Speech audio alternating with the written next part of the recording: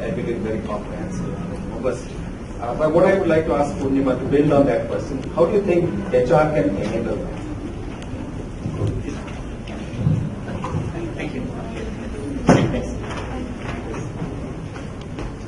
Okay, it's very challenging. It's not that easy. So as I already mentioned, like enabling this change management. First of all, I think we should have that drive. Okay, and the data is extremely important. This is we have to be very competitive. Like and also we should know what our competitors are doing about this. So first of all, it has to come from the senior management, the top management. So the buy-in from them, making them understand.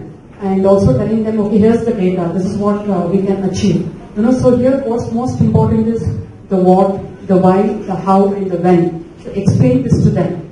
Again, it's not that easy, but give them the data, give them the proof, yes, this is what someone has done, and this is what we are going to achieve by digitalization or by, and this is what we are going to accomplish. And give them a very clear timeline. Come up like a project. Okay, this is what when I'm going to start, and this is the timeline, and these are the key drivers.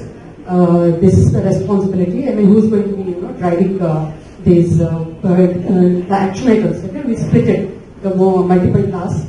So then we get into and also explain this to at the mid level also to the people.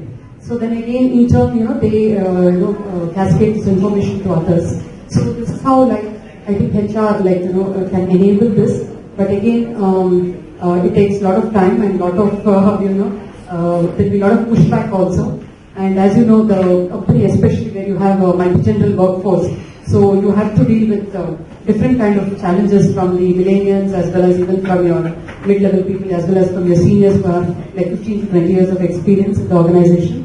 But I think first and foremost, the key thing here is having you should be first of all very clear, and even the HR also should be willing to change, should support the transformation. So that is important. So that's why we have to reimagine HR. The HR has to reimagine how the organization is going to be. HR itself has to reskill. Okay, and as I also said that I think read and also people also talking about having a chief digital officer, the CDO in the organization. So whether you need someone there who can drive this entire process in the organization. And because again, this itself is a very huge task. And you should have a dedicated resource who can drive this to the entire organization. So from there we take it off, and with the data, with all the challenges, I think we can achieve it. But it takes a lot of pain, and there's a lot of pains and perils to it. But I'm sure it's not possible, but definitely it can be done. Yeah. Thanks. Thank you so much.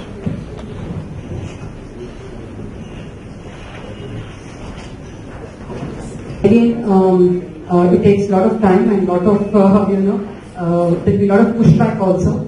And as you know, the company, especially where you have a multi-gender workforce, so you have to deal with different kind of challenges from the millennials as well as even from your mid-level people as well as from your seniors who have like 15 to 20 years of experience in the organization.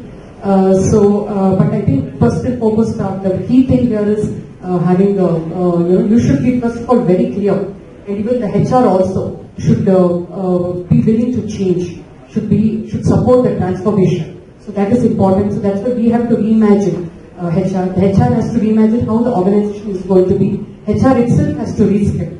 Okay, and as I also said that I think read and also people also talking about having a chief digital officer, the CDO in the organization. So whether you need someone there who can drive this entire process in the organization. And because again, this itself is a very huge task. And you should have a dedicated resource who can drive this to the entire organization. So from there we take it off, and with the data, with all the challenges, I think we can achieve it.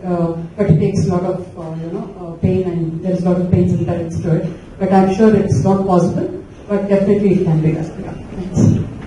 Thank you so much.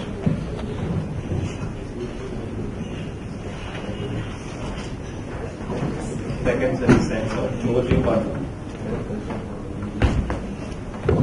Basically, wanted to inform all of you that with the kit there's a questions sheet that has been given. Yeah, there are people who will collect those questions. In case you have questions, please pass it out to them so that there are no delays further. Yeah, thank you so much. Thanks, Marco. So I was just thinking about kind of breaking the monotony and then going to the audience to ask a few questions. I have a few more questions as well. So we can just pick up one question from the audience if anyone is ready with the question. Yes, the gentleman over there. So can somebody pass on the mic to him?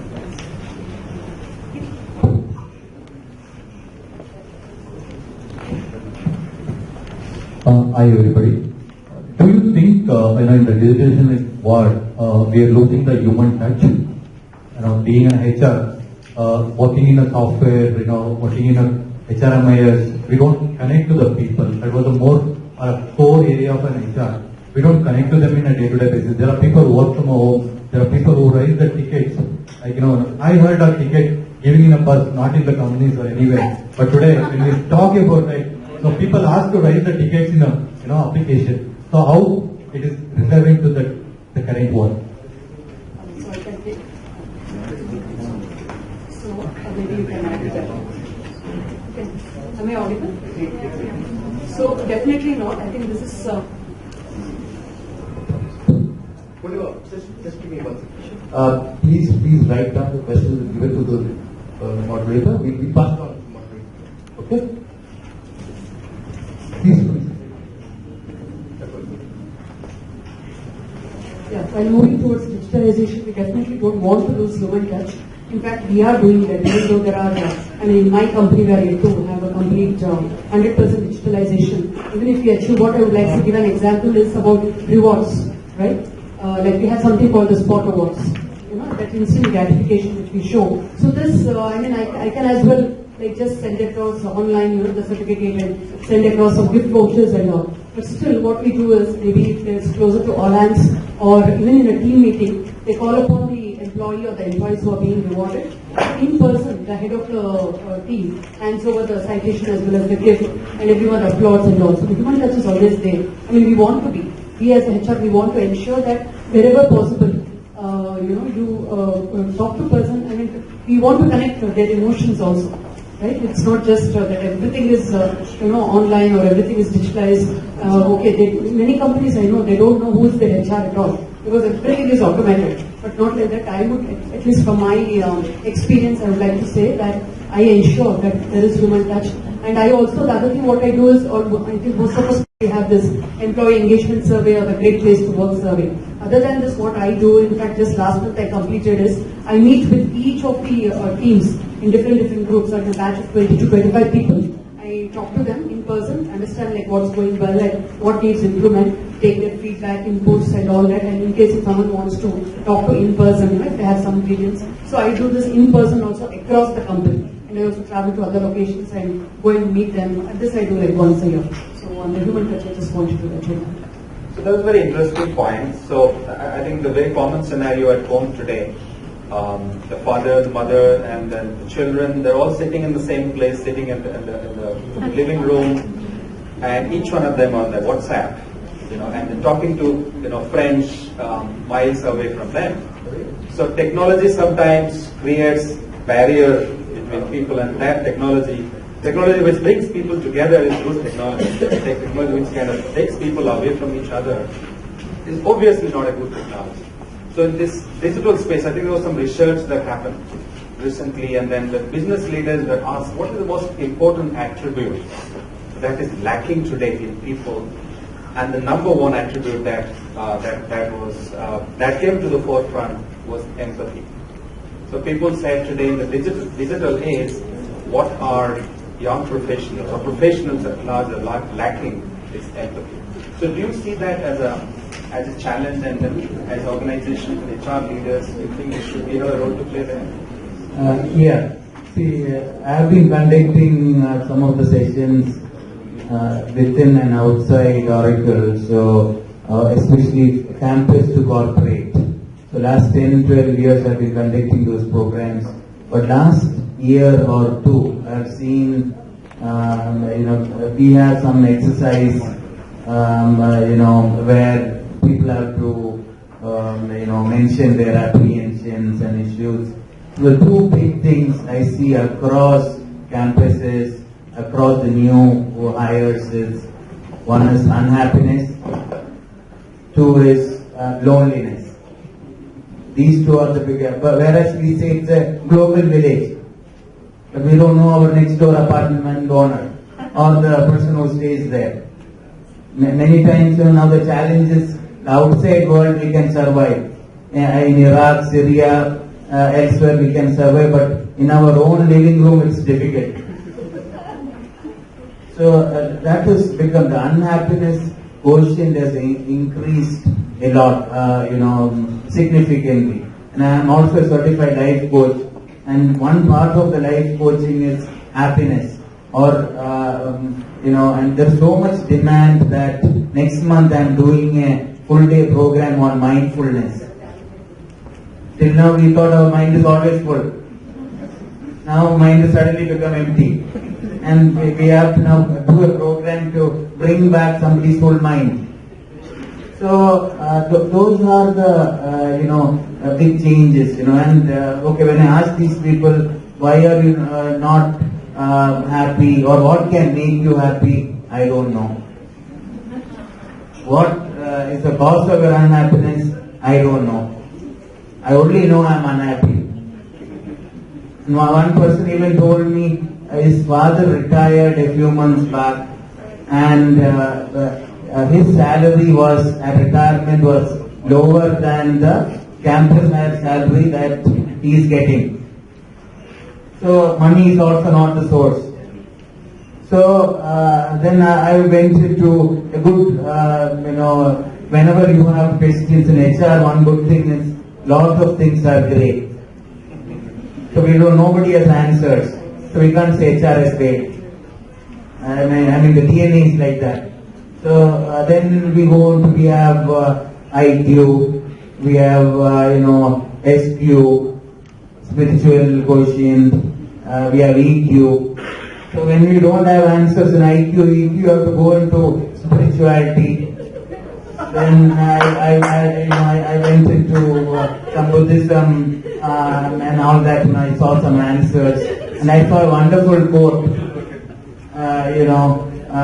Then the biggest thing was the cause of unhappiness is they are not loving what you do. And the quote was, love what you do until you do to get what you love. So that is the way, and like he was mentioning, the empathy is, the leaders. Most leaders need to be the biggest. One of the many surveys in the US has shown CEOs, C-level directors, vice presidents. One thing they are lacking is all the softer qualities, like trust. There was even a survey in Australia where they found that most bosses had 80% of the characteristics of a psychopath. And they looked at the behavior of coaches and the managers and their work style similar to criminals in the Australian prisons. So we don't trust, we are not sympathetic, we don't care, we don't have the concern. But the human DNA is to build bridges, not walls.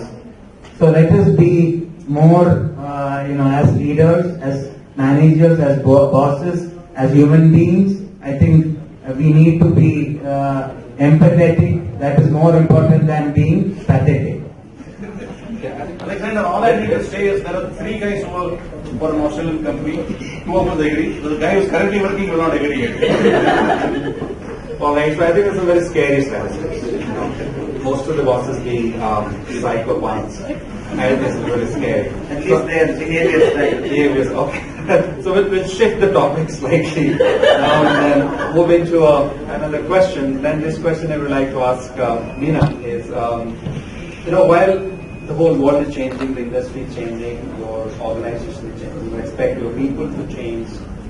Do you see HR leaders changing? Do you see the need for that? And what can organizations do? It's a very brilliant question, I would say. Whoever wrote that, thank you. having been in the change management space for about 15 years now, have worked large-scale interventions at Mindtree, I've worked large-scale interventions at Cummins. Any kind of change that you introduce has three sets of audience, if you were to look at it very deeply. One is the early adopters. They kind of, whenever you introduce, whether it is a digitalized approach that you're introducing, or a performance appraisal system that you're introducing, or you're looking at rewards and recognition, which is different, they lap it up very quickly. The second set of change, people who kind of look at change, are what we call cats on the wall.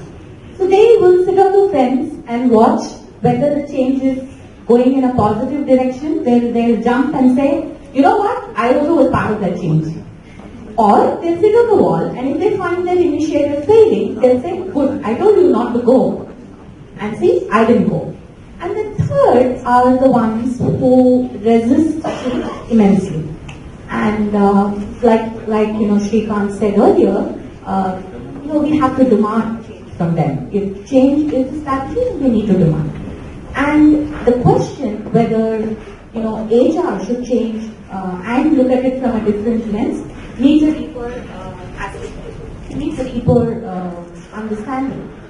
Are we doing things for fad?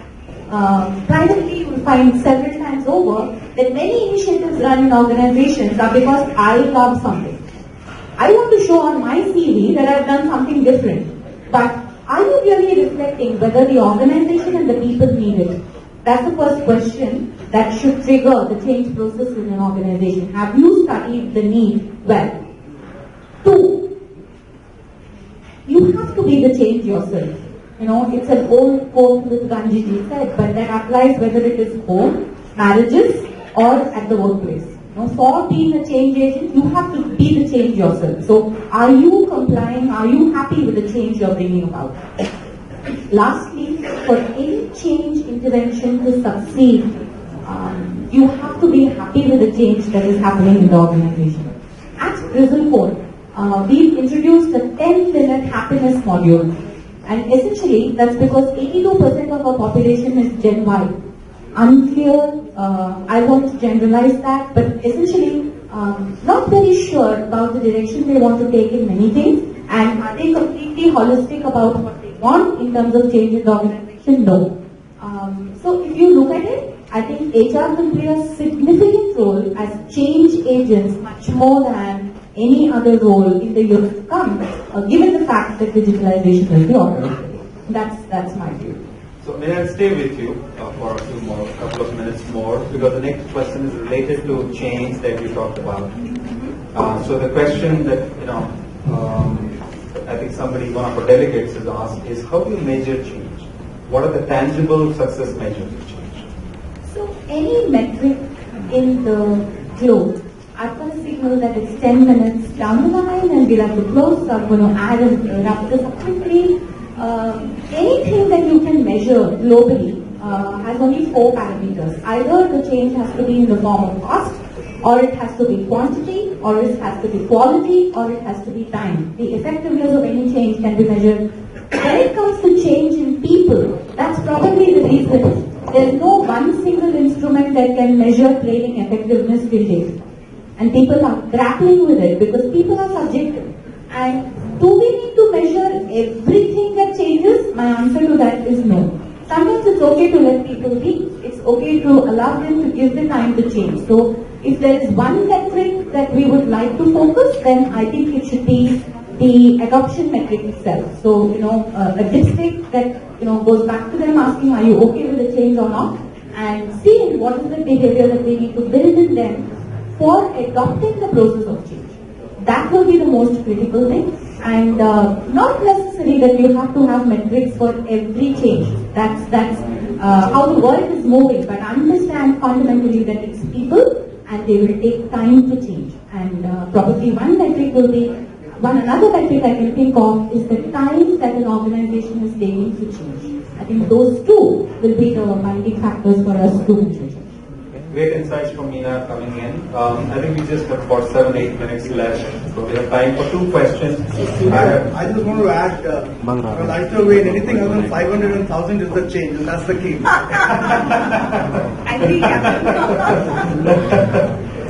Interesting. So, yeah, another question from the audience. So, here's Sheetal, Dr. Sheetal Sharma, who says, I'm a training professional as well as an entrepreneur.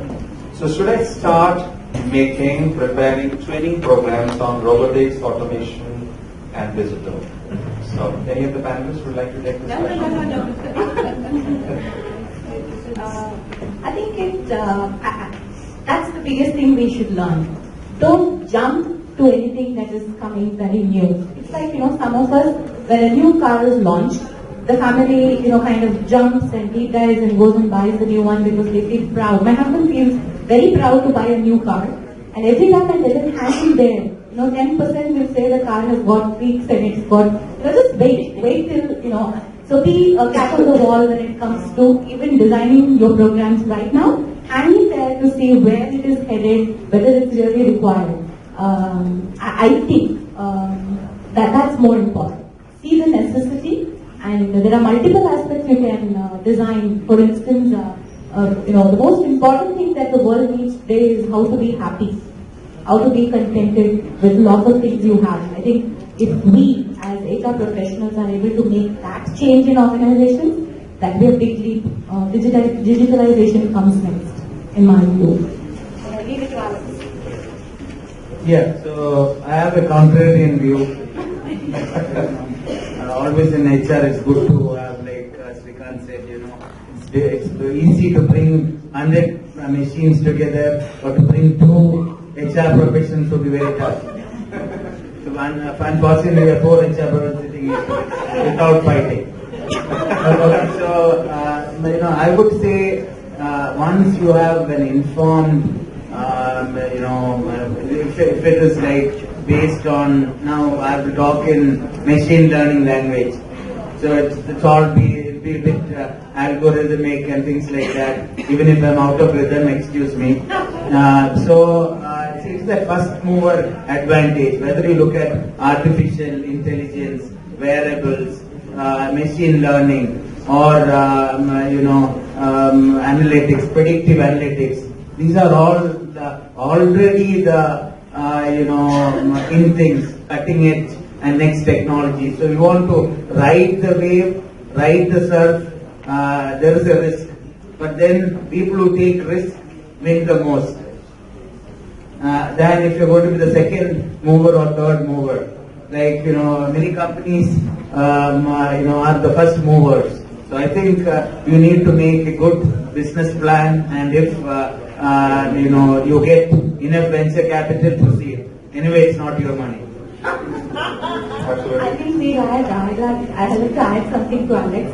I think it also comes from the star sign you're born. I'm sure Alex must be a Leo or someone who really, is a risk taker, where I'm a Capricornian, and it's an earth sign, so I'll go slow on many things. I'm the water sign. It's always moving. Alright, I think we probably have time for one question, though there are quite a few, but I don't think we'll have time to get all these questions answered, and then we'll pass it on to Purnima. So, this question is, does digitization support operational efficiency, execution, over and above transformation? Very much. Digitalization definitely supports efficiency, because there is transparency and accountability. Transparency and accountability to digitalization. The efficiency, because I think with digitalization, many of the HR jobs might become redundant in the future. I think definitely it enhances the productivity, because it also again, we are going to be empowering the business leaders more going forward. So they have to take people decisions. They are accountable for retention. Of course, it's already there, but still, most of the time it happens that they just point the finger towards HR. I think with digitalization is going to be more of self-service, where employees, they download the information and they in turn talk to their reportees. So with digitalization, there is enhanced productivity. I think it's extremely useful. Okay, I think it's all about disruption. And so this is a little bit of a disrupting time here. So now the panelists are going to kiss. That's disruption. Yes. So in one sentence, I would expect them to summarize what they want to tell, what's the message that they want to give you in one sentence. And I will explain what does kiss mean for them. Yes. Never take human emotions out of the equation, including yourself. Fantastic. Alex. Yeah. Digitize, yes. Humanize more. Digitize, borrowing from Surya, yes, and smack is the order of the day. Social, mobile, analytical, and cloud. And I'll leave him to explain his for us. Absolutely. So before I explain that, any takers? Would anybody like to expand what case is all about? Keep it short. Short and straight? No, not happy with that. Simple and straight. Anything else? Captain want to say something? No. I was thinking of the act. Okay. So Captain is not happy with the disruption. Okay, so case means keep it short, stupid.